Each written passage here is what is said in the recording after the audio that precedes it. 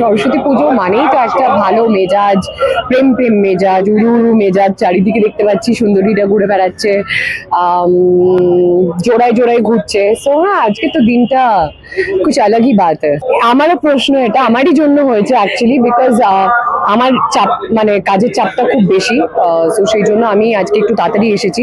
আর সরস্বতী পুজোটা সবারই বাড়িতে বাড়িতে হয়, অঞ্জলি দেওয়ার একটা ব্যাপার থাকে।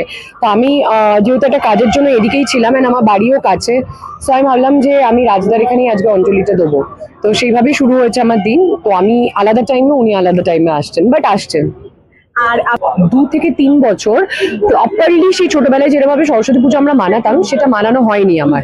তো সেই জন্য এই বছর যখন ভাবলাম যে না খেয়ে অঞ্জলি দেবো, তারপর কুল খাবো, আজকে ডায়েটের কথা ভাববো না, মানে এই যে খাবো, তারপর আবার হয়তো রাতে ব্যালেন্স করবো, কিন্তু এখন খাবো। সো এই সব প্ল্যানিং এর সাথে আমার মনে হয় হলুদ ব্যাপারটা ঢুকতেই হতো, আদারওয়াইজ আমার সরস্বতী পুজো ইজ ইনকমপ্লিট। সো এই শাড়িটাকে বেছে আলাদা করে রেখেছিলাম আজকের জন্য। আমি দেখি একটু আলুর দম, তার সাথে একটা লুচি, আর হ্যাঁ প্রসাদ, দ্যাটস ইট।